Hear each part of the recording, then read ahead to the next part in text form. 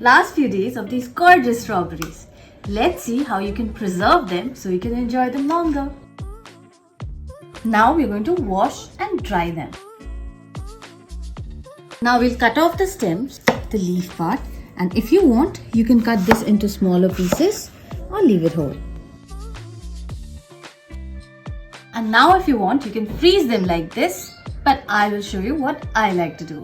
I like sprinkling a couple of tablespoons of sugar and squeeze in half a lime.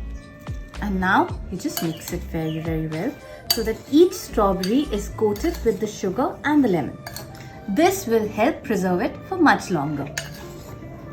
See, the strawberries have already started releasing the water. And all we now need is a Ziploc plastic bag. And we need to scoop out the strawberry and put it in that. And boom, this is ready to be frozen and enjoyed over the next 3 to 6 months.